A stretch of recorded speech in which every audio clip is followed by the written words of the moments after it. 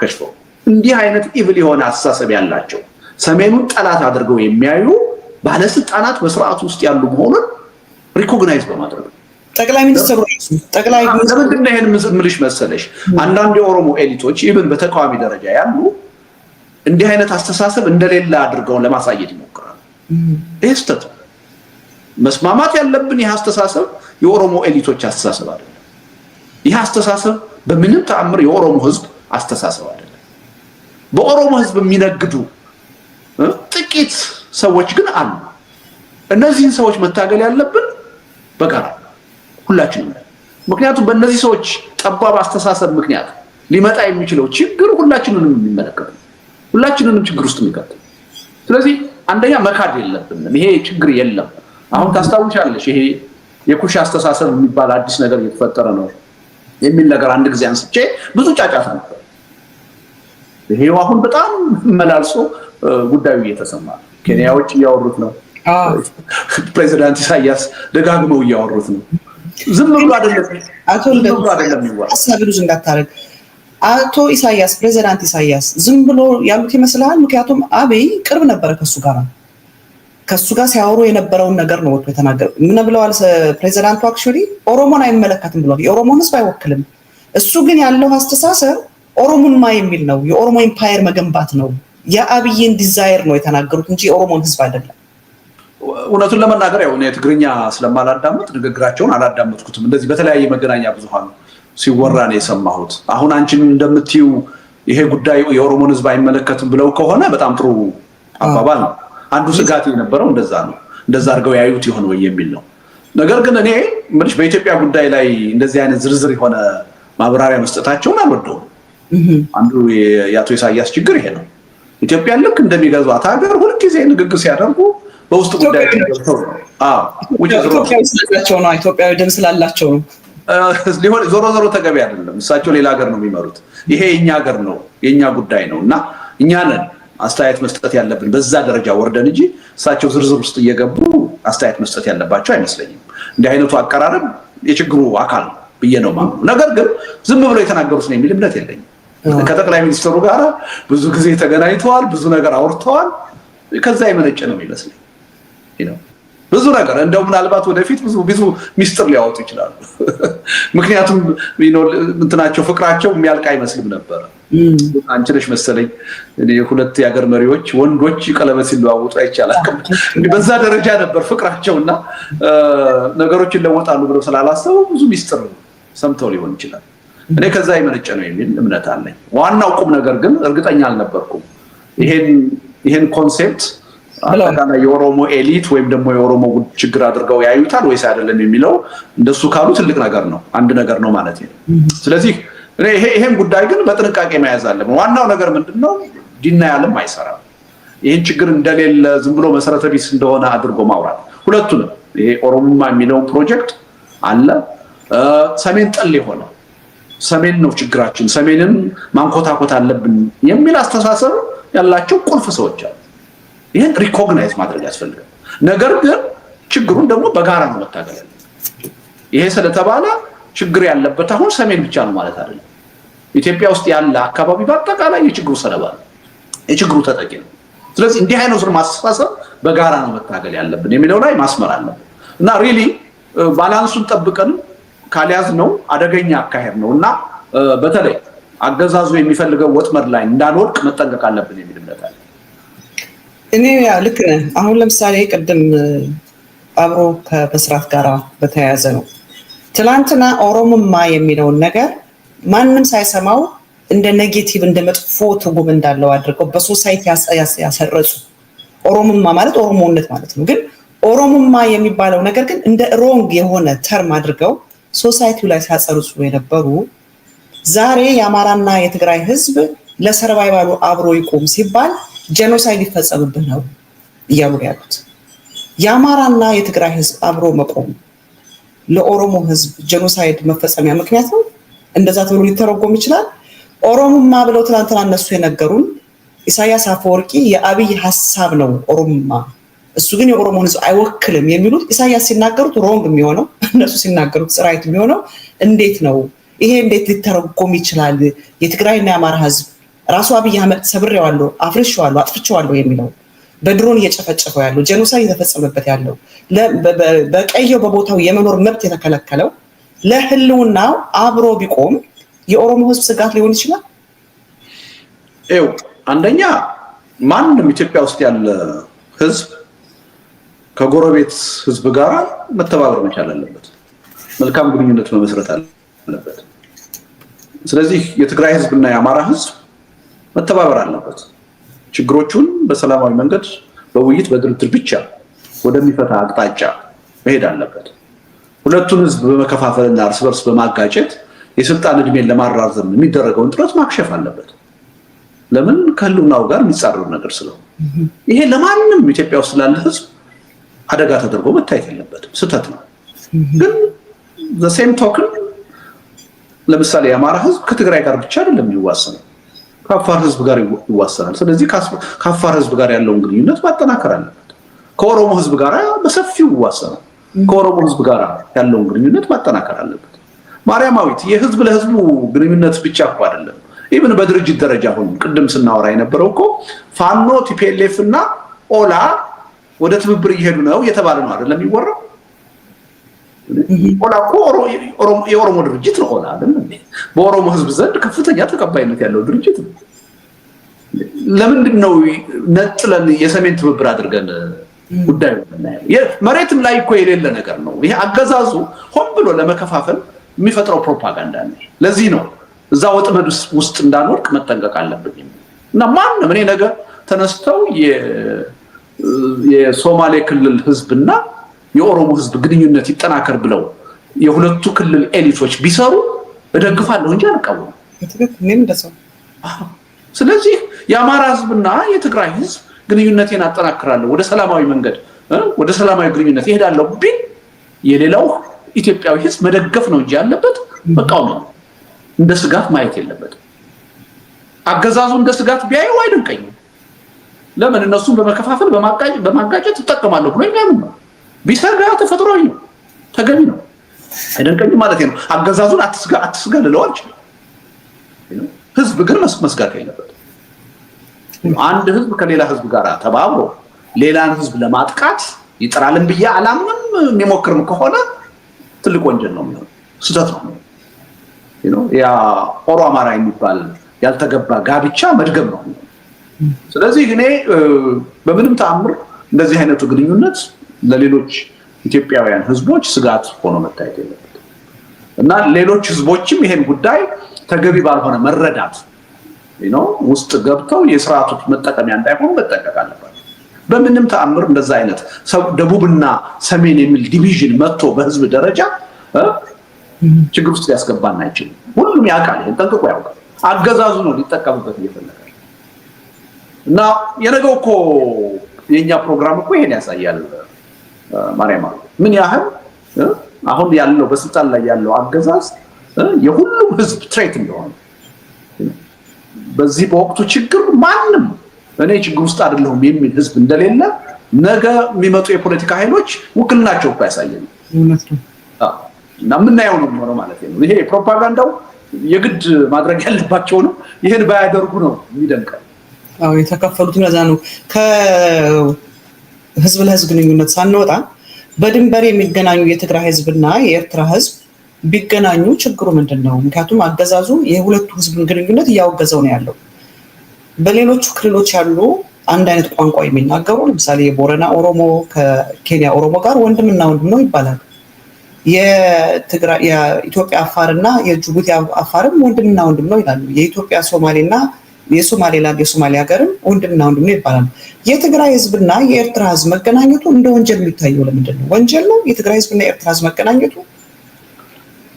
አንደኛ ወንጀል ነው ወይስ አይደለም የሚለው ጥያቄ ውስጥ ከመግባታችን በፊት እንዳይገናኝ ማድረግ ይቻላል ወይ? ማንም ምድራዊ ኃይል እንዳይገናኝ ሊያደርገው አይችልም። ማርያማዊት ድንበር ላይ እኮ የታጠረ እኮ አጥር የለም። እዚህ ሜክሲኮ እና አሜሪካ እንዳለው አይነት አጥር እዛ እኮ የለም።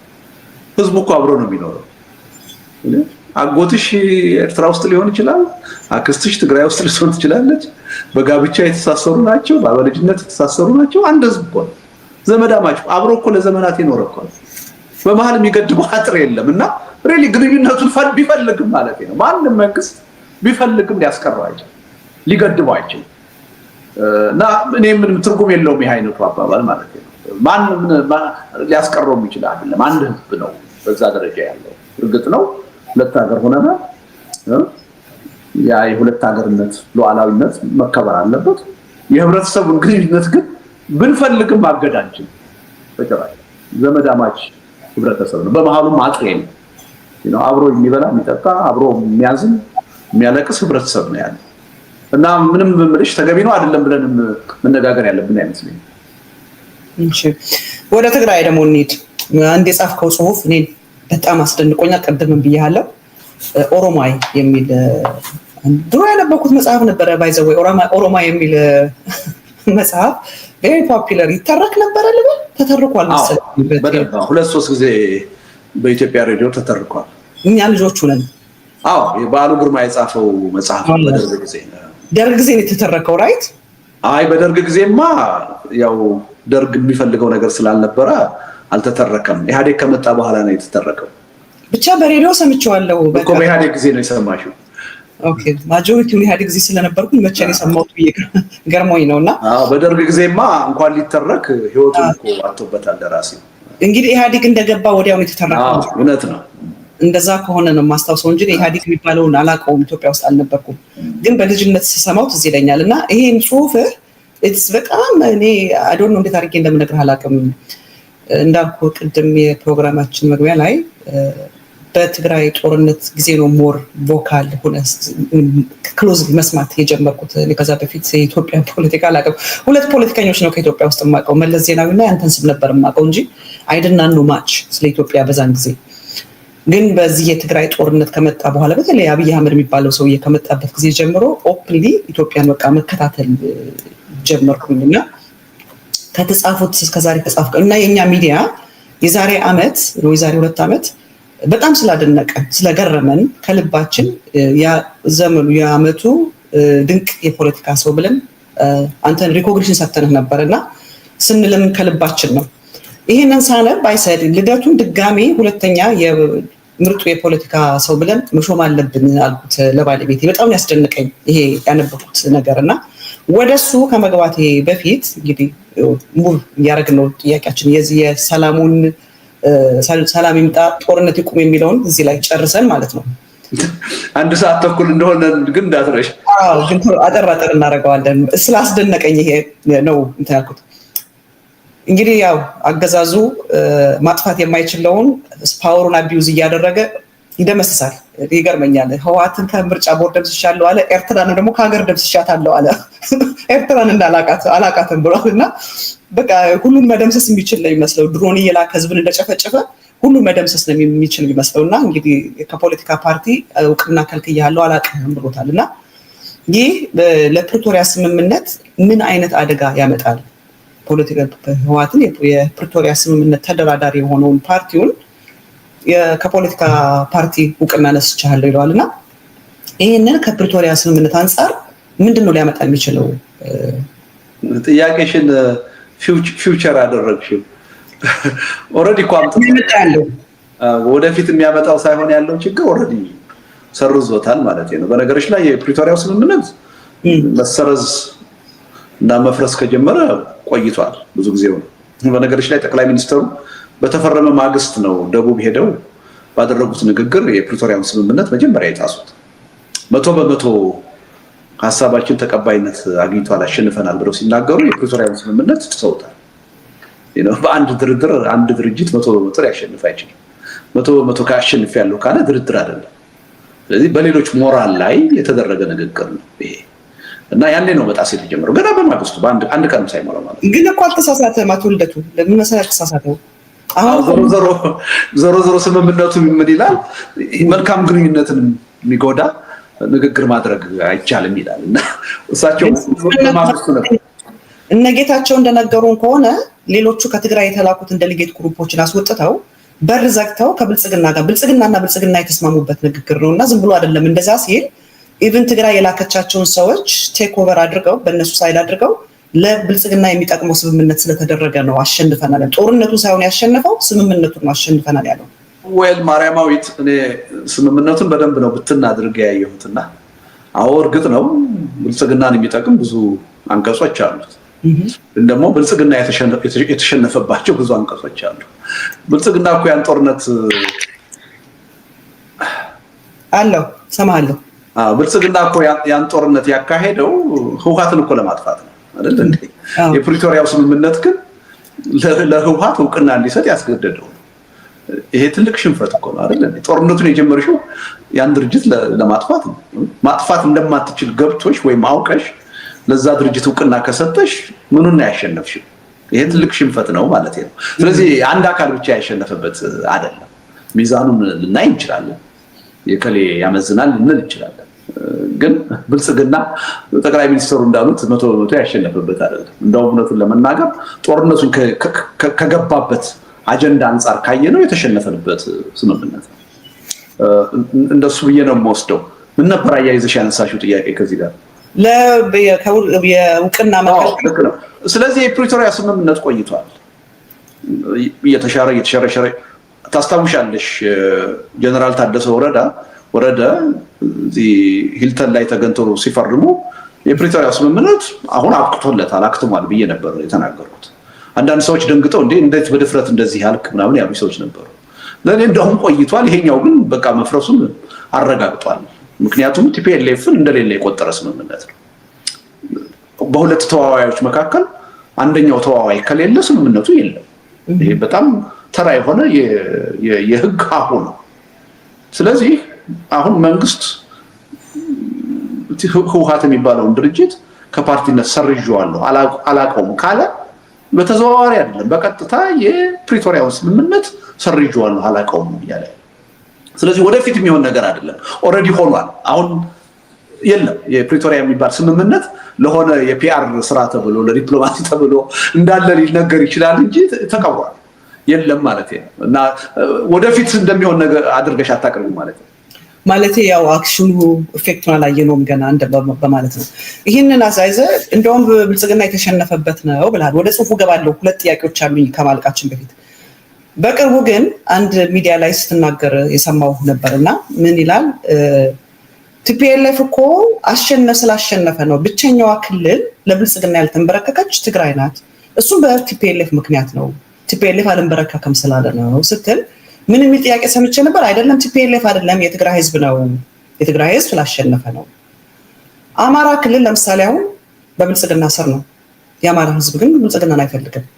ስለዚህ የአማራ ህዝብ በዚህ ሁኔታ ቲፒኤልኤፍ ካይደለ የትግራይ ህዝብ ከሆነ ብልጽግና ትግራይ ላይ እንዳይገዛ ያደረገው የአማራ ህዝብ ነው ብልጽግናን እንዲገዛ ያደረገው ማለት እንችላለን?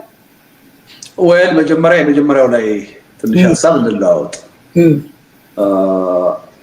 ብቸኛ ክልል ነው በትክክል የትግራይ ክልል በብልጽግና ማይገዛ ወይም ማይመራ። ይሄ የሆነው ግን በዋናነት በትግራይ ህዝብ ትግል ነው። በዋናነት የህዝቡ ትግል ግን ለዚህ ውጤት የበቃው ዝም ብሎ አይደለም፣ ያለ መሪ አይደለም።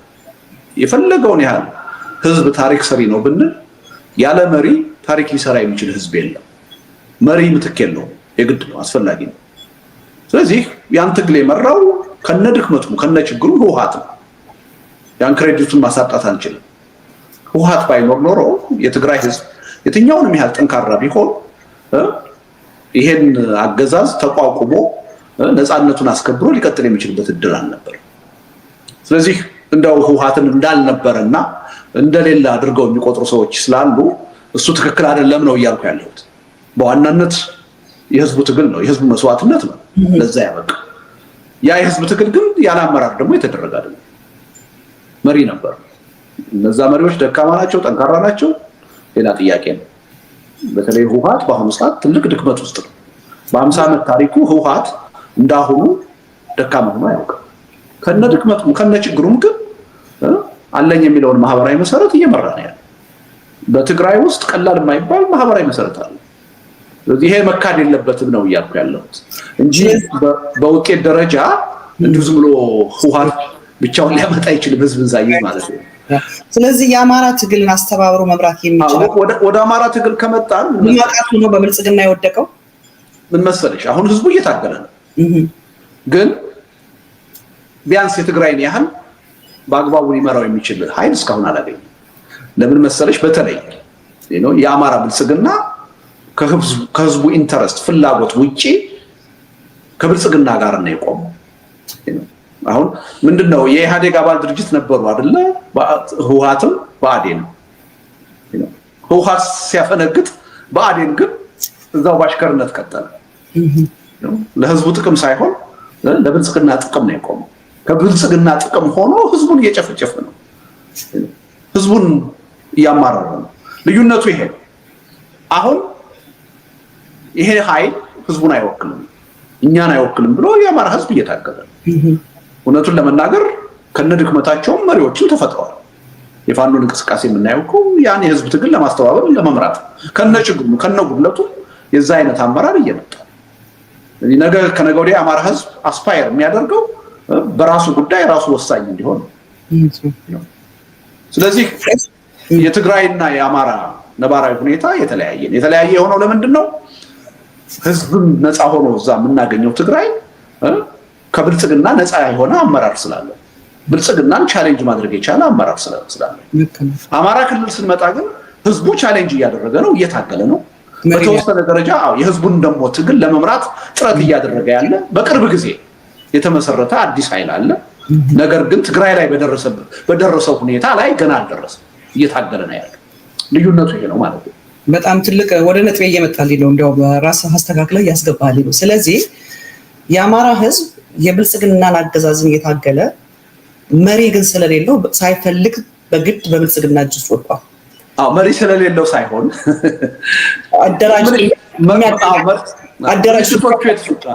ገብቶኛል። ለጊዜው አደራጅቶ የሚያታግለው ስለሌለ በብልጽግና አገዛዝ ስር ሳይፈልግ ወድቋል። ፈልጎ አይደለም የአማራ ህዝብ በብልጽግና ውስጥ ያለው። ትግራይ ላይ ግን ስትመጣ ህዝቡ ታግሎ መሪ ድርጅት ግን ስላለው በድርጅቱ ምክንያት በብልጽግና አገዛዝ ሊወድቅ አልቻለም። አይደለም ይሄ ነው። ይህ ሆኖ እያለ ግን በአንተ ጽሁፍ ላይ ልመጣልህ ነው። ምን ይላል?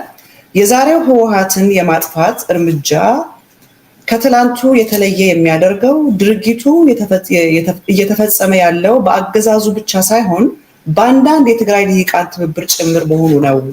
ከብልጽግና ሴራ በጸዳ አግባብ የትግራይ ህዝብ ዘላቂ ሰላም እንዲያገኝ ከመጣር ይልቅ የትግራይን ህዝብ ወክሎ የፕሪቶሪያ ስምምነት የፈረመውን ህወሓትን በዚህ በጠን ለማዳከምና ለማጥፋት መረባረብ በትግራይ የቆየውን ውጊያ እንደገና ለመቀጠል ባለፈ ሌላ ፋይዳ ውጤት ሊያመጣ አይችልም ይላል። እንግዲህ አስብ፣ የአማራ ህዝብ ሳይፈልግ በብልጽግና ውስጥ የወደቀው እንዳልኩ ወክሎ የሚታገልለት ድርጅት በጊዜው ስለሌለው ነው። ትግራይ ግን ይሄ ድርጅት በብልጽግና አገዛዝ እንዳይወድቅ አድርጎት እያለ ከብልጽግና ይልቅ ሌላ የትግራይ ተወላጆች ነን የሚሉ እኩል ከብልጽግና ጋር ፓርቲውን ለማዳከም እየሞከሩት እያየን ነው። እና ይህንን ከአማራ ህዝብ ጋር ካለው ጋር ስታወዳድረው ሳይፈልግ በብልጽግናው እጅ እንደው የወደቀውን የአማራ ህዝብ ስታስበው ይሄ ትግል ከአገዛዙ ተደምረው ህወሓትን ለማዳከም የሚሞክሩ የትግራይ ተወላጆች የትግራይን እጣ ፋንታ እንደ አማራ ህዝብ ሊያደርጉት ይችላሉ የሚል ስጋት ስላደረብህ ነው? አዎ የዛ አይነት ስጋት አለ። አንደኛ እንትኑ ስናነጻጽር በአማራ ክልል እና በትግራይ ክልል ያለውን ነገር ታሪካዊ ሂደቱን ማየት ያስፈልጋል። ያለ ምክንያት አይደለም ልዩነት የተፈጠረው። ቲፒኤልኤፍ 50 ዓመት እድሜ ያለው ድርጅት ነው። አሁን ግን ለአማራ ህዝብ ነፋኖ የሚታገሉት ድርጅቶች ገና የ2 እና የ3 ዓመት እድሜ ያላቸው ናቸው። በጣም ሰፊ የሆነ የትግል ልምድም ታሪክም የታሪክ ልዩነትም ያላቸው ናቸው ማለት ነው። ይሄን ታሳቢ ማድረግ ያስፈልጋል። ኢቭን የትግራይ ብሔርተኝነት ከተፈጠረ ቆይቷል። የአማራ ብሔርተኝነት የአጭር ጊዜ ክስተት ነው። የአማራ የሚባል ብሔርተኝነት ከ7 ከ8 ዓመት በፊትም አልነበረም። ይሄም አዲስ ክስተት ነው ማለት ነው። እና ነገሮቹ የተለያዩ እንዲሆኑ ያደረጉ ታሪካዊ ሂደቶች አሉ፣ ታሪካዊ ምክንያቶች አሉ። እነሱን በደንብ መረዳት ያስፈልጋል ማለት ነው። ዞሮ ዞሮ ምንድነው አሁን ትግራይ ውስጥ የሚደረግ ከቲፒኤልኤፍ ጋር የሚደረግ ትግል ጥንቃቄ ያስፈልገዋል። ሁለት ፈርጅ ማየት አለበት። ለምን? በአንድ በኩል ቅድም እንዳልኩሽ ህወሓት በብዙ ድክመት የተሞላ ድርጅት ነው። አምባገነን ድርጅት ነው። ኢንሄረንትሊ በዲሞክራሲ ከልቡ የሚያምን ድርጅት አይደለም። ስለዚህ ይሄን ድርጅት ታግሎ የትግራይ ህዝብ ማለት ነው መለወጥ ያስፈልጋል። ምክንያቱም ህወሓት አሁን በያዘው መንገድ ከቀጠለ ለትግራይ ህዝብም ለኢትዮጵያም ህዝብም አደጋ ነው ይዞ የሚመጣው። ስለዚህ ይሄን ድርጅት በሰላማዊ መንገድ ዴሞክራቲክ በሆነ መንገድ መታገል ያስፈልጋል እና ድክመቶቹን እንዲፈታ ማድረግ ያስፈልጋል። ይሄ በአንድ በኩል መደረግ አለበት። በሌላ በኩል ግን ይሄ የሚደረገው ትግል ሊያጠፋው የሚፈልግ ደግሞ ውጫዊ ኃይል ስላለ ያ ውጫዊ ኃይል ህወሓትን ለማጥፋት ቢሞክረው እንዲሁ ዝም ብሎ ህወሓትን ስለሚጠላ አይደለም። እንደ ሌሎቹ ክልሎችና ህዝቦች የትግራይን ህዝብ በአገዛዙ ስር ማድረግ ስለሚፈልግ የትግራይ ህዝብ ማን ነውና ነው ከኔ ቁጥጥር ውጭ የሚሆነው በራሱ ጉዳይ የሚወስነው አንበረክከዋለሁ የሚል ኃይል አለ። ይሄ ኃይል ቀዳዳ እንዳያገኝ ያን ብቸኛ ክልል እንደ ሌሎቹ ክልሎች ተቆጣጥሮ እንዳይገዛው ጥንቃቄ መደረግ አለበት። አሁን ትግራይ ላይ የማየው ችግር ግን ግማሽ መፍትሄ ነው እያዩ ያሉት።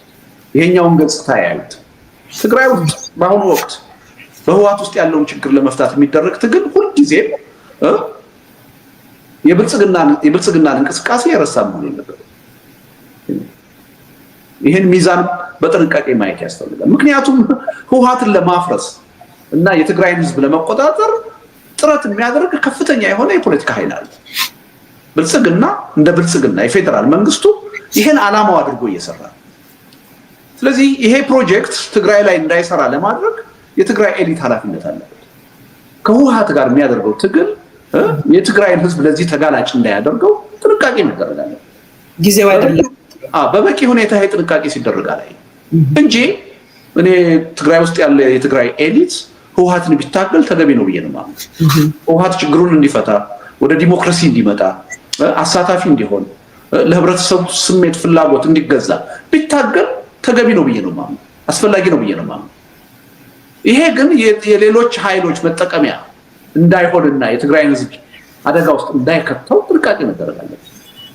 ከአጠቃላይ የሀገሪቱ የፖለቲካ ኃይል አስተላለፍ አንጻር ከትግራይ ህዝብ የሩቅ ጊዜ ጥቅም አንጻር ፍላጎት አንጻር ነገሩ መቃኘት አለ። እንዲሁ ዝም ብሎ በህወሓት ላይ መረባረብና ህወሓትን ለማጥፋት መሞከር ከማንም በላይ አገዛዙን ይጠቅማል። ሄዶም የትግራይን ህዝብ ከፍተኛ የሆነ ሌላ የህልውና ፈተና ውስጥ ሊጥል ይችላል። ስለዚህ ቅድም ያልሽው አለ ትግራይም እንደገና ወደ አማራ ክልል ሊመጣ ይችላል ወይ ያልሽው፣ አዎ በተአምር ነው የተረፈው። ካሁን በፊት ያኔ እኮ መቀሌን ተቆጣጥረው የራሳቸውን አሻንጉሊት መንግስት ሲያቋቁሙ ምንድነው ሊያደርጉ የፈለጉት? ትግራይን እንደ አማራ ክልል ያደርጉት ነበር የፈለጉት። ግን የትግራይ ህዝብ ከህወሓት ጋር ተባብሮ ያን ነገር መቀልበስ ይችላል። በተለይ ቲዲኤፍ ይሄን መቀልበስ ይችላል። ቲዲኤፍ ከየትም የመነጨ አይደለም፣ ከትግራይ ህዝብ የመነጨ ነው። በቲዲኤፍ ውስጥ ደግሞ በከፍተኛ ደረጃ የቲፒኤልኤፍ አመራሮችና ካድሬዎች አሉ። ዝም ብሎ ተነጥሎ በአየር ላይ ያለ ኃይል አለ።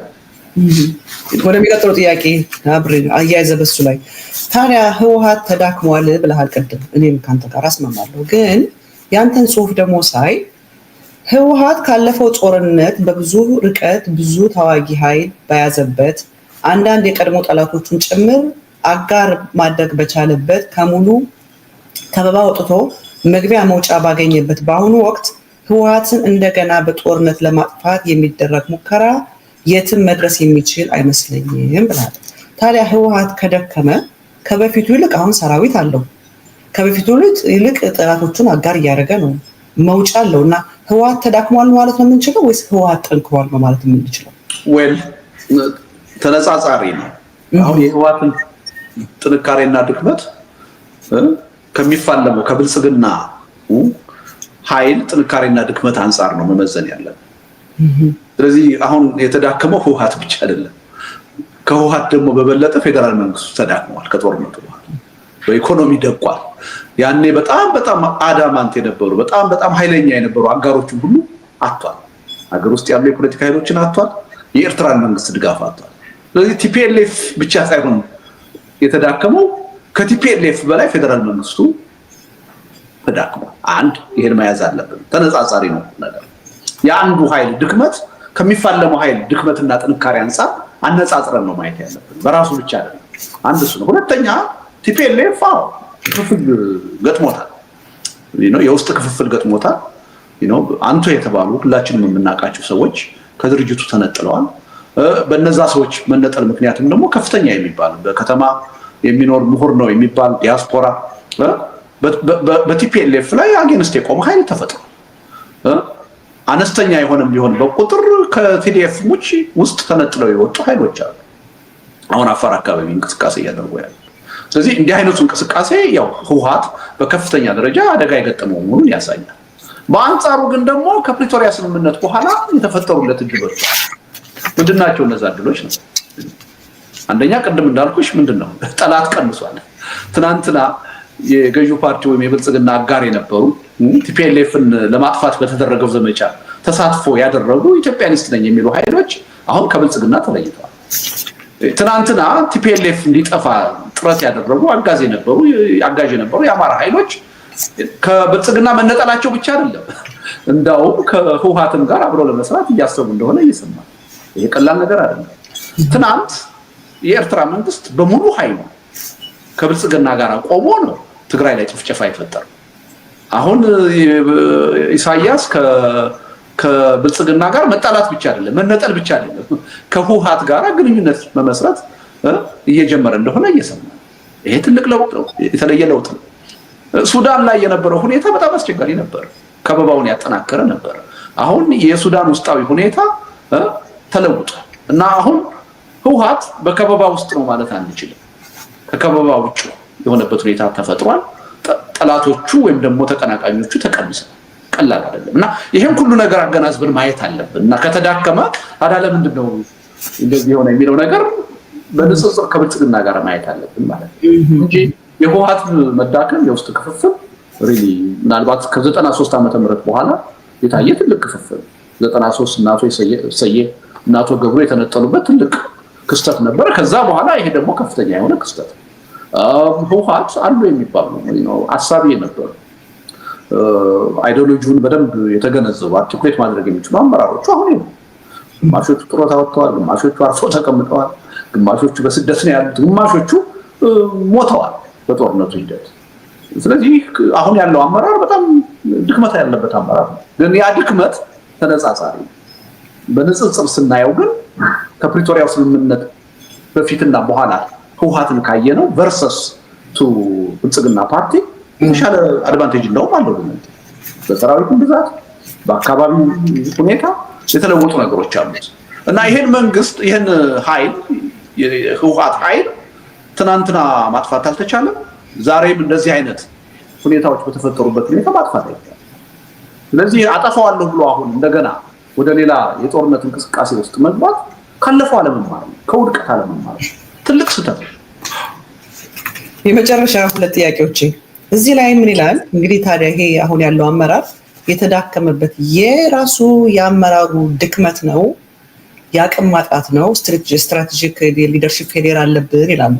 የሊደርሺፕ ፌሊየር ነው ወይስ አንተ እዚህ ላይ እንደተናገርከው የትግራይ ልሂቃን ከቀድሞ በተሻለ ዛሬ ላይ ህወሓትን መተቸት መቃወምና መታገል መጀመራቸው በወቅታዊነቱ ላይ ጥያቄ ቢኖረኝም ምክንያታዊና የሚገዛ ነው ብዬ አምናለሁ።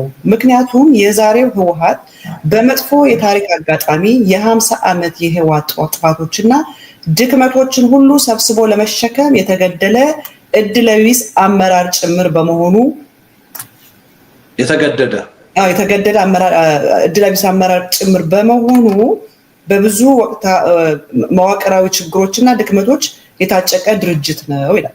እንግዲህ የቆየ የ50 ዓመቱን በሙሉ ችግር የተሸከመ ከሆነ ኢትስ ክሮኒክ የሆነ የቆየ ፕሮብሌም የያዘ ነው እንጂ አመራሩ ላይ አይደለም ፕሮብሌሙ ማለት እንችላለን። እንደዛ እስከሆነ የቆየው ሁሉ ችግር የነስዬም ከነጻድቃን ጋር ከነምናምን ጋር ከነ ዋቴቨር 50 ዓመት በሙሉ በረሃ የሚባለው አረጋዊ በረሃ ዋቴቨር ያልካቸው በዛ ባመጣበት የነበረውን ሁሉ ሜስ አሁን የተሸከመ ከሆነ ለምንድን ነው ታዲያ አሁን ያለውን ህወሓት የሚከሰሰው? ደካማ ነው የሚባለው ሊደርሺፕ ፌሊየር አለው የሚባለው ታዲያ ለምንድን ነው ክሮኒክ የሆነ ፕሮብሌም ከሆነ ተሸክሞ ያለው? ዞሮ ህወሓት ነው፣ ወራሽ ነው እና ምንም ማድረግ አይቻልም። ተጠያቂ ከመሆን አይድንም ማለት ነው። ድሮ የተሰሩትን ስህተቶች፣ ድክመቶች ሁሉ በአግባቡ ገምግሞ ራሱን አርሞ መውጣት የሱ ፋንታ ነው። እሱ ነው ያን ሊያደርግ የሚችለው። ያን ግን ማድረግ እየቻለ አይደለም በአንድ በኩል። በሌላ በኩል ደግሞ ቅድም እንዳልኩሽ የአመራር ክራይሲስ ገጥሞታል በተለያዩ ምክንያት።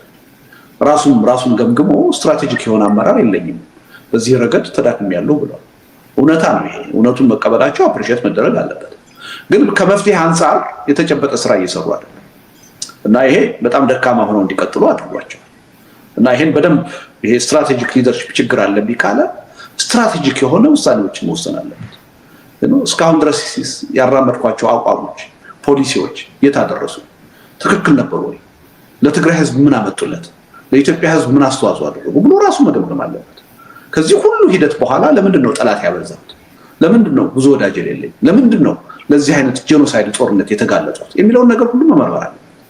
ገምግሞ ራሱን ወደ ተሻለ አቅጣጫ ሊወስደው የሚችል ሁኔታ መፍጠር አለበት። በዚህ ደረጃ ብቃት ያለው ስራ ሲሰራ እያየን አይደለም። ስለዚህ አንደኛ ይሄ ሂደት ዝም ብሎ አሁን ድንገት የተፈጠረ እንዳልሆነ ብዙ ነገሮች ሲንከባለሉና ሲጠራቀሙ የመጡ እንደሆኑ ታሳቢ ማድረግ ያስፈልጋል። ስለዚህ ህወሓትን የሚታገሉ ኃይሎች ይህን ታሳቢ ማድረግ አለባቸው። አንድ ሊደርሺፕ እንደው ስለተፈለገ ብቻ ያለበትን ችግር በአንድ ጊዜ ሊፈታ ይችላል። ችግሮቹ መዋቅራዊ ናቸው፣ ሲንከባለሉ የመጡ ናቸው፣ ሲጠራቀሙ የነበሩ ናቸው። ስለዚህ እንዴት አድርጌ ነው የዚህን ድርጅት ችግር የምፈታው የሚለው በምንስ መጠን ነው የምታገለው የሚለውን በጥንቃቄ ማየት ያስፈልጋል።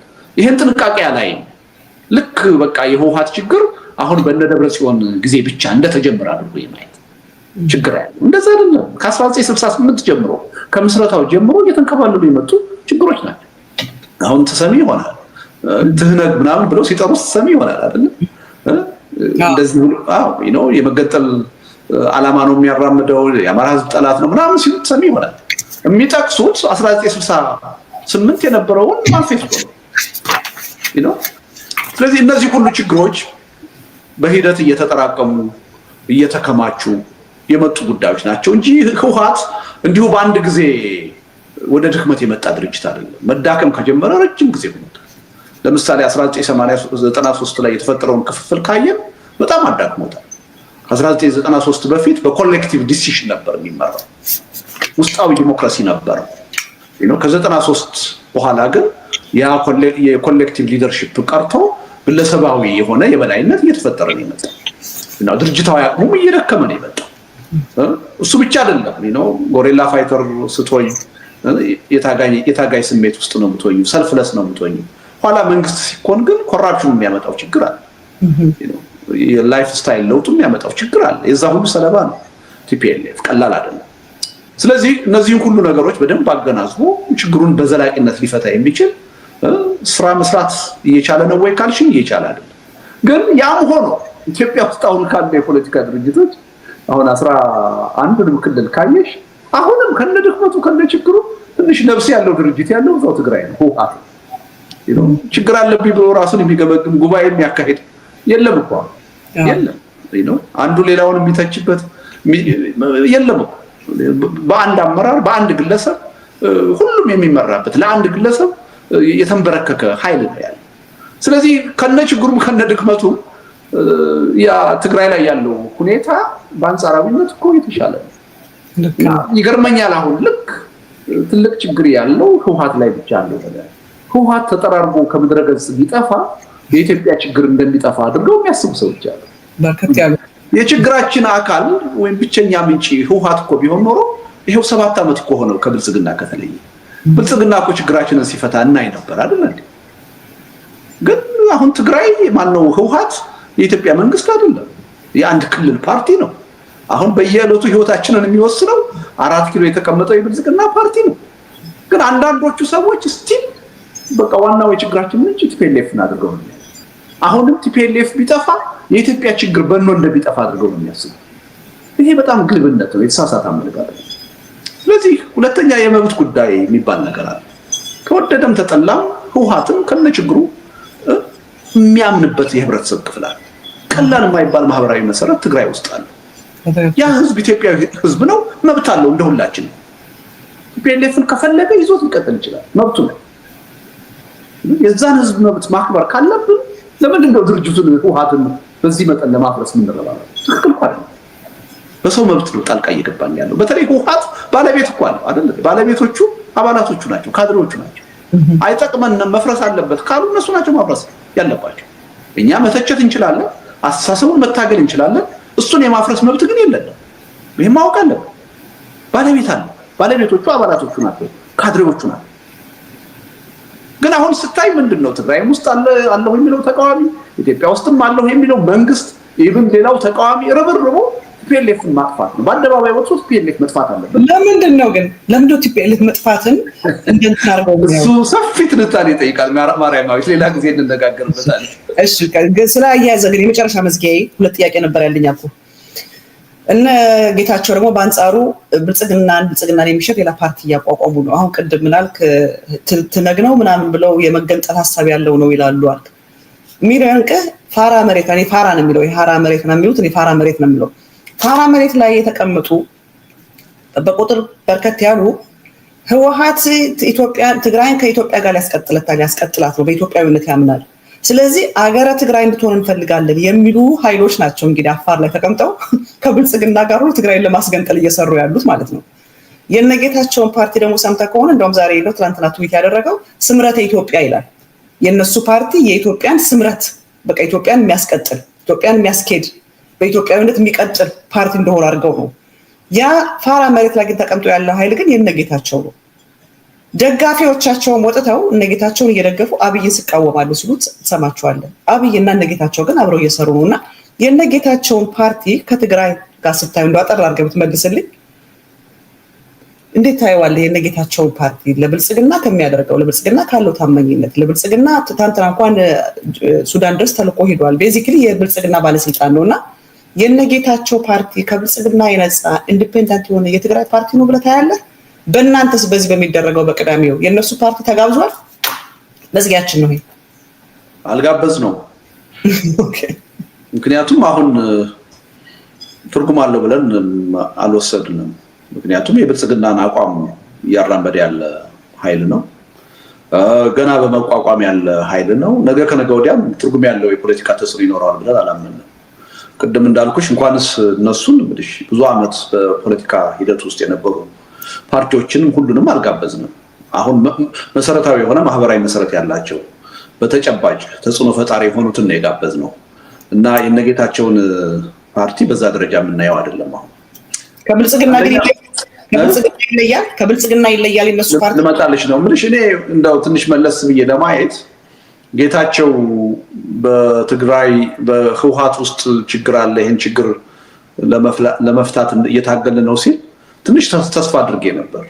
ምክንያቱም ህወሓት ለውጥ ያስፈልገዋል ብዬ ስለማምን እዛ ውስጥ ሆኖ የሚደረግ ትግል ተገቢ ነው ብዬ ነበር ማምነው። ኋላ ላይ ግን ጉባኤ አይካሄድም ብሎ አፈንግጦ ሲወጣ እና እኔ ህወሓት ነኝ ሲል ነገሩ የተበላሸው እዛ ላይ በቃ ጌታቸው ከመስመር ወጣ፣ ከዚህ በኋላ የትም አይደርስም የሚል እምነት ነው የነበረኝ። ግን አትሊስት ደግሞ ያኔ ኦኬ መውጣት አልነበረበትም ከፓርቲው፣ ትግሉን እዛው ፓርቲ ውስጥ ሆኖ ነው ማካሄድ የነበረበት። ግን ብልጽግና ለትግራይስ የሚያመጣው እርባና አለ ወይ? ምንም የሚያመጣው እርባና የለም። እኔ የፖለቲካ ስብዕናውን ነው ጌታቸውና ጓደኞቹ የፈጸሙት። የፖለቲካ ስብዕናቸውን ነው የገደሉት። ከዚህ በኋላ በኢትዮጵያ ፖለቲካም በትግራይ ፖለቲካም ምንም ከቀድሞዎቹ ከነ ዶክተር ሙሉ የተለየ ፋይዳ ያላቸው አይመስለኝም። እነ ዶክተር ሙሉ እንዳውም ሞር ሳብስታንስ አላቸው። አትሊስት ከጄኖሳይዱን ዲፌንድ ለማድረግ በረሃ አልገቡም። አቋማቸው አንድ አይነት ነው። ታዲያ እስኪ በርከት ያሉ የነጌታቸው ተከታዮች አሉ፣ በቅንነት ለትግራይ የሚጠቅም ይመስላቸው ጌታቸው የተለየ ከብልጽግና የተለየ ሀሳብ ያለው ቢመስላቸው ወጥተው ትናንትናም በቀደም ሰማ ነበር ያሸንፋል ብላችሁ ትደግፏቸዋላችሁ ብያክ ስትናገር ነበርና ጌታቸው ያሸንፋል ብለው የሚያስቡና አሁንም አሸንፎ አዲስ አበባ ውስጥ የተቀመጠ ይመስላችኋልና እንደዚህ ለተወናበዱት ምን መልእክት ትነግራቸዋለህ? አንተ የበሰልክ ፖለቲከኛ ነህ። እኔ የትግራይ ህዝብ ከቲፒኤልኤፍ የተለየ ሌላ አማራጭ ፓርቲ ያስፈልገዋል ብዬ አምናለሁ። እኔም እንደዛ ቲፒኤልኤፍን የሚደግፈው የህብረተሰብ ክፍል አለ። ያ ኃይል ቲፒኤልኤፍን ይዞ መቀጠል አለበት። ከዛ ውጭ ያለው ህብረተሰብ ግን ጠንካራ የሆነ አማራጭ ፓርቲ ያስፈልገዋል ብዬ አምናለሁ። ግን የነጌታቸው አማራጭ መጣልሽ ነው። ያ ፓርቲ ግን በፍጹም ከብልጽግና ጋር የተነካካ መሆን የለበትም። ለብልጽግና ጥቅም የሚሰራ መሆን የለበትም። እንዳውም ብልጽግናን በይፋ የሚታገል ነው መሆን ያለበት፣ የሚጋፍጥ ነው መሆን ያለበት። ምክንያቱም ብልጽግና የትግራይ ህዝብን አንበርክኮ መግዛት የሚፈልግ ነው እንጂ የትግራይ ህዝብ ነፃ የሆነ ፓርቲ እንዲኖረው የሚፈልግ አይደለም። ስለዚህ ይሄን አውቆ ከብልጽግና ጣልቃ ገብነት ተጽዕኖ ነፃ የሆነ እንዲያውም ብልጽግናን በይፋ የሚታገል አማራጭ ፓርቲ ያስፈልገዋል። እና እኔ አንዳንድ የትግራይ ኤሊቶች አሁን ህወሓት ላይ የሚያጠፉትን ኢነርጂ ትተው ሌላ አማራጭ ፓርቲ ቢያቋቁሙለት ለትግራይ ትልቅ ውለታ ይመስለኛል። አንደኛ እንዲህ በተበጣጠሰ ሁኔታ ያሉት የፖለቲካ ፓርቲዎች ተቃዋሚ ፓርቲዎች ከብልጽግና ነፃ የሆኑት ማለት ነው። አንዳንዶቹ ተቃዋሚ ነን ብለው ለብልጽግና የሚሰሩ ናቸው። ከብልጽግና ነፃ የሆኑት አንድ ላይ ቆመው ለትግራይ አማራጭ ሆነው መቅረብ አለባቸው። ሌላው ይሄ በተበታተነ ሁኔታ ያለው የትግራይ ኤሊት በዲያስፖራም በአገር ውስጥም ያለው አንድ ላይ ሆኖ አዲስ ፓርቲ የተለየ የፖለቲካ ፕሮግራም ያለው ተጨባጭ የሆነ ለውጥ ሊያመጣ የሚችል ለትግራይ ህዝብ አማራጭ ሊሆን የሚችል ይዞ መቅረብ አለበት የሚል እምነት አለ። ያ ለትግራይ ህዝብም ይጠቅማል፣ አጠቃላይ ለኢትዮጵያ ፖለቲካ አስተዋጽኦ ይኖረዋል የሚል እምነት አለ። በዚህ መልኩ ነው እንጂ በምንም ተአምር ከብልጽግና ጋር ቆሞ የብልጽግና ተሿሚ ከሆነ በኋላ አንድ አካል ለትግራይ ዕዳ ነው እንጂ የሚሆነው የሚያመጣው ፋይዳ የለም። አንድ የፖለቲካ ፓርቲስ የጦር ታጣቂ ሊኖረው ይገባል። ለምሳሌ አሁን እነሱ ስምረት የሚባል አላቸው፣ ፋራ ደግሞ የነሱ ሰራዊት። እኔ እርግጠኛ አይደለሁም የነጌታቸው ይሁን አይሆን። ዞሮ ግን በአንድ አገር ውስጥ አንድን ክልል የሚመራን የፖለቲካ ፓርቲ ይቃወማለሁ የሚል አንድ ሰራዊት ሌላ ክልል ውስጥ ሊደራጅ አይችልም። ይሄ ምንሽ አገሩ ወዴት እየሄደ እንደሆነ የሚያሳይ እኮ ነው። አቶ ልደቱ በሱ አጋጣሚ ይቅርታ፣ ለአፋር ክልል እንግዲህ አፋር ክልል መሬቱን ሰጥቶ ነው እያሰለጠነ ያለው። በኢትዮጵያ ህገ መንግስት አንድ የፌዴራል አገዛዝ ሰራዊት ማሰልጠን ይቻላል ጎረቤት ሀገርን ለመውጋት እኮ። ይሄን ነው እኮ ይኸውልሽ፣ እኔ ብዙ ጊዜ እንላለሁኝ አሁን ህወሓት ውስጥ ክፍፍል ሲፈጠር ብዙ ጊዜ አንዳንድ ሰዎች የሚሳሳቱት ክፍፍሉን የደብረጽዮንና የአቶ ጌታቸው ክፍፍል አድርገው ያዩታል። እባካችሁ እንደዛ በቁንጽል አትዩት። ይሄ የሁለት ዓመቱ ጦርነት ቀጣይ ትግል ነው በሌላ መንገድ። ይሄ ትግራይ ውስጥ አሁን እየተደረገ ያለው አንዳንዱ የፖለቲካ እንቅስቃሴ የምታዩት ክፍፍል የፌዴራል መንግስቱ እጅ ያለበት ነው። ይሄን ማወቅ ያስፈልጋል። ስለዚህ እዛ ውስጥ የሚፈጠረውን ነገር የምናይበትን አይን ሰፋ አድርገን ማየት አለብን እላለሁ። ብዙ ሰዎች እንደዛ ብለው አያዩ። አሁን አፋር ውስጥ ላይ የምታደርጊው ማነው የምታየው እንቅስቃሴ ይሄን በግልጽ የሚያሳይ የነጌታቸው በቲፒኤልኤፍ ሲሸነፉ መጥተው የብልጽግና ተሿሚና የፕሮፓጋንዳ ልሳን መሆናቸው የሚያሳይሽ መጀመሪያ ቢሆን በጉዳዩና በችግሩ ላይ የፌዴራል መንግስቱ እጅና ጣልቃ ገብነት የነበረበት። ይሄን ሁልጊዜ በጥንቃቄ ማየት ያስፈልጋል። ትግራይ ውስጥ አሁን የሚፈጠርን ጉዳይ፣ ህወሓት ውስጥ አሁን የሚፈጠርን ጉዳይ ብልጽግናን ከኢኮዥኑ አውጥተሽ ማየት አትችልም። ኤቭሪ ታይም በዚህ ጉዳይ ላይ የብልጽግና እጅ ምንድነው፣ የብልጽግና ሚና ምንድነው ብለሽ ማየት አለብሽ። ምክንያቱም ብልጽግና ህወሓትን ካላጠፋው አላድርም፣ በስልጣን አልቆይም፣ እሱ ከመድረገጽ መጥፋት አለበት ብሎ የወሰነ ፓርቲ። ይሄን ደግሞ የሚያደርገው ድርጅቱን ስለጠላው አይደለም። የትግራይ ህዝብ እንደሌላው ህዝብ በኔ ስር መንበርከክ አለበት፣ መገዛት አለበት ብሎ ስለሚያምን ይሄን ግንዛቤ ውስጥ ያላስገባ ይሄን ያልተረዳ የትግራይ ኤሊት እኔ ፖለቲካ ገብቶታል ልላችሁ ያለውን የፖለቲካ ቅራኔ ተረድቶታል ልላችሁ። ቴንኪው በጣም ማለት ከእንዳንተ አይነት በሳል ፖለቲከኛ ጋር ዲስከሽን ማድረግ 2 ሰዓት አውርተናል። ብዙ ከበር አድርገናል። ብዙ ጥያቄ ያለ ሌላ ቀን ትመጣለህ። አሁን ግን እንደዚህ ቸርነትን የበዛበት ጊዜን ስለሰጠኝ አመሰግናለሁ። ለመዝጊያ የምትለው ለቅዳሜ ማስተላለፍ የምትፈልገው ነገር ካለ በዚህ አጋጣሚ የእኛም ሚዲያ የቅዳሜ ዕለቱን ላይቭ ያስተላልፋል። የሆራይዘን ሚዲያ ተከታታዮች በሙሉ ጆይን እንድታደርጉን በዚህ አጋጣሚ ላሳስባችሁ ፈልጋለሁ። ይሄ ትግል የሁላችን ትግል ነው። የሁላችን ጠላት በአሁኑ ሰዓት ተቀምጦ ያለው ኢትዮጵያ ውስጥ ያለው የብልጽግና አገዛዝ ነው እና ኃላፊነት ወስደን እንደ አንድ ግለሰብ እንደ አንድ ዜጋ ይሄንን ትግል አብረን ልንታገል ይገባልና አቶ ልደቱ መዝጊያ መናገር የምትፈልገው ካለ? አዎ ያው ብዙ ነገር ቅድም ተናግሬዋለሁ። በጣም ትልቅ ፋይዳው ትልቅ የሆነ ትዕይንተ ህዝብ ነው። እዚህ ላይ ሪሊ ታሪካዊ ትዕይንተ ህዝብ ነው። እያንዳንዱ ዜጋ የዚህ ታሪካዊ ሂደት ተጋሪ መሆን አለበት። የእያንዳንዱ ሰው ድምፅ ይቆጠራል። የሚባክን ነገር የለም። ስለዚህ በእለቱ ምንም ሊንክ አያስፈልግም። ሊንክ የምንሰጠው ንግግር ለሚያደርጉት ሰዎች ነው። ህዝቡ ያው እንደማንኛው አሁን ልክ እንደሚመለከተው ሰው በሚፈልገው ሚዲያ ላይቭ ገብቶ መከታተል ነው ያለበት። የሚላክለት ሌላ ሊንክ የለም እና ቅድም እንዳልኩት መከታተል ያለባችሁ ድምጻችሁ እንዲቆጠር በዩቲዩብ ብቻ ነው እና እንደው ይሄ የቤተሰብ ቴሌቪዥን ምናምን ከፍታችሁ ሳይሆን እያንዳንዳችሁ ስማርትፎንም ላፕቶፕም ያላችሁ ለብቻችሁ ብትከፍቱ በትክክል የተመለከተውን ህዝብ ቁጥር ለመለካት ይጠቅመናል የሚል እምነት ነው ያለኝ እና ይሄ ትልቅ ትዕይንተ ህዝብ ነው።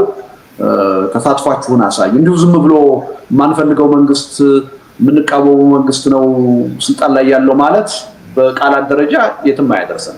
በተጨባጭ በሚቆጠር መልኩ ማሳየት አለብን እና እርግጠኛ ነኝ ያን ያስቀመጥነውን ቁጥር በድፍረት ነው ያስቀመጥነው። እናንተን ተማምነን ነው በእናንተ ተሳትፎ እናሳካዋለን የሚል እምነት አለኝ እና ሚዲያውም ለምታደርጉት ጥረት በጣም ነው የማመሰግነው። ምናልባት እናንተም ሪከርድ መስበር አለባችሁ። ያኔ ዕለት የሚታየው የላይቭ ቪው ከነበራችሁ የቤተ ዘመዱ ብለናል። እንግዲህ ጥሩ በጣም ነው የማመሰግነው ማርያማዊት። ተመልካቾችም ከ2 ሰዓት በላይ ነው የተወያየነው። ጊዜያቸውን ወስደው ስለተከታተሉ አክባሪ ይስጥልን።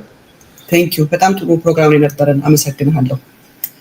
የፕሮግራማችን ተከታታዮች በነበረን ቆይታ በጣም የሚጠቅማችሁ ነገር እንደቀረላችሁ ብዙ ነገሮች ዲስከስ ያደረግነው እንደቀረላችሁ ተስፋ አደርጋለሁ። እንግዲህ ሀገራችን ኢትዮጵያ ምጥ ላይ ነው ያለችው፣ ልትፈርስ ጫፍ ላይ ናት ያለችው እና እያንዳንዳችን ኃላፊነት አለብን እችን ሀገር የመታደግና ለሚቀጥለው ትውልድ መስጠት። አቶ ልደቱ ብዙ ነገሮች ዲስከስ ያደረገው እኔ በበኩሌ ብዙ ነገር ተምሬያለሁ። ብዙ ጥያቄዎች ተመልሰውልኛል። በዚህ አጋጣሚ ማለት የምፈልገው የብልጽግና አገዛዝ ምንድነው ፓርቲዎችን ብቻ መደምሰስ ተቃዋሚዎችን ብቻ ማሰር ሳይሆን የኛንም በግለሰብ ደረጃ ወተን የምንናገረው በኤአይ ድምጻችን ኮፒ ያደረገ አጸያፊ ንግግሮችና ስድቦችን በእኛ መልክ በእኛ ምስል እያደረገ በእኛም ላይ እንዲያለ ነገር ጀምሯልና ይሄ የሚያሳየኝ ያገዛዙ አወዳደቁ መድረሱ ነውና ይህንን ነገር ብዙ ሰዎች ልከውልኛል። እኔን ልክ እንደ የህወሓትን አመራሮች እንደምሳደብ አስመስለው አጸያፊ ነገሮችን አፌ እንዲወጣ በማድረግ የኔን ስምና የኔን ኢሜጅ ተጠቅመው የነሱ የሚፈልጉትን እየተናገሩ ነውና በዚህ አትታለሉ። ይሄ የሚያሳየው የአገዛዙን ውድቀት ነው። ማሰብ ያለባቸው አብይ አህመድ ቴክኖሎጂ በጣም ፋሲኔት የሚያደርገው ነውና የብዙዎቻችንን ድምጽ ሚሚክ እያደረጉ ብዙ ነገር ልንሰማ እንችላለን። አሳዛኙ ግን እኛም እኮ የአብይን ድምጽ ሚሚክ አድርገን ጄኖሳይድ እንደፈጸመ እንዳመነ ሴቶችን እንደደፈረ ወንጀል እንደሰራ መስራት እንችላለንና በርከት ያሉ ሰዎች በይህንን ክሊፕ ስለላኩልኝ በዚህ አጋጣሚ ልበላችሁ። እኔ ግን ማለት የምፈልገው ለብልጽግና ዲዛይነርስ የሆነ ኤክስፔንሲቭ የሆነ ዲዛይነርን አፎርድ ስለማይደረግ ሰዎች ምንድን ነው የሚያደርጉት? ማርኩን እየገነጠሉ የፈለጉት ፌክ ነገር ላይ ይለጥፉታል እና በዚህ አጋጣሚ የቀረልኝ ነገር ምንድን ነው? ብልጽግና በዚህ ደረጃ የኔን ድምፅ ወስዶ በኤአይ ሚክ አድርገው ያላልኩትን አሉ ብለው ህወሓቶችን ፎቶግራፍ አድርገው ሲሰሩ ሳይ እኔ በጣም ኤክስፔንሲቭ የሆንኩኝ የዲዛይነር ነኝ ማለት ነው። አመ ብራንድ ኔም ትልቅ ብራንድ ኔም ነኝ ማለት ነው። በዚህ ደረጃ የኔን ድምጽ የኔን መልክ ተጠቅመው የነሱን ፕሮፓጋንዳ ማስተላለፍ ከፈለጉ አናፎርደብል የሆንኩኝ ዲዛይነር ነኝ ማለት ነው። የዲዛይነር ብራንድ ኔም ነኝ ማለት ነው እና ለፕሮግራማችን ተከታታዮች ይሄ እንዲቀርላችሁ ብዙ አንዷም ሴትዮ ደውላ አስፈራርታኛለች። የሚሰድቡኝም አሉ። ይሄንን ሰምተው ሜቢ ህሊና ደካማ ለሆኑት ማሰብ ማመዛዘን ለማይችሉ ሊሰራላቸው ይችላል ለማወናበድ። ግን ይሄ ኮመን ሴንስ ስላለው ማመዛዘን ለሚችለው ኢንተሌክቹዋል ለሆነ ሰው ግን ሊሰራ አይችልም። ግን ለብልጽግና ማስተላለፍ የምፈልገው ቴንክ ዩ ፎር ኮንፈርሚንግ ስላረጋግጣችሁልኝ በጣም ኤክስፔንሲቭ የሆንኩ ብራንድ እንደሆንኩኝ አረጋግጣችሁልኛል። ያንን ደግሞ ያወቅኩት የኔን ድምፅና የኔን መልክ ተጠቅማችሁ እናንተ ማለት የምትፈልጉትን ፕሮፓጋንዳ በእኔ መስራት ስለፈለጋችሁ ፈርስት ኦፍ ኦል ዩ ካንት አፎርድ ሚ። እኔ ልትገዙኝ አትችሉ። ብዙዎችን እንደገዛችኋቸው ዩ ካንት አፎርድ ሚ አም ቱ ኤክስፔንሲቭ አም ቬሪ በጣም ኤክስፔንሲቭ እና ፕራይስለስ ስለሆንኩኝ የእናንተ ገንዘብ የእናንተ ጥቅም እኔን አፎርድ አያደርገኝም። ሁለተኛ ደግሞ በጣም በጣም በጣም ኳሊቲ ያለው ብራንድ እንደሆንኩኝ ነው ያየሁት እና ይህንን ስላረጋገጣችሁልኝ በዚህ አጋጣሚ አመሰግናችኋለሁ። ይህንን ደግሞ አይታችሁ ለተወናበዳችሁ እንግዲህ አስተዋል ይስጣችሁ። ገና ብዙ የብዙዎቻችን ድምፅ የብዙዎቻችን መልክ የተጠቀመ አብይ አህመድ ብዙ ነገር ይሰራል። ምክንያቱም አብይ አገር የሚመራበት መንገድ ማወናበድ፣ ማደናበር፣ ማወዛገብ ስለሆነ በኮንፊውዝ እና በኮንቪንስ ስለሆነ የሚሰሩት ብዙ ነገር ይሆናል። አብይ አህመድ ኢትዮጵያ ላይ የተቀመጠው ሊሰርቅ፣ ሊያርድ፣ ሊያጠፋ ነው እንጂ ለሌላ ነገር አይደለም የመጣው። ስለዚህ የሰዎችን ስብዕና መስረቅ፣ የሰዎችን ካራክተር መግደል፣ የሰዎችን ማንነት ማጥፋት የአብይ አህመድ ትክክለኛ የማስተዳደር መንገዱ ነውና ይህንን ነው ማለት የምፈልገው። እስካሁን አብራችሁ ስለቆያችሁ አመሰግናችኋለሁ። እኔ በጣም ብዙ ተምሬያለሁ ከአቶ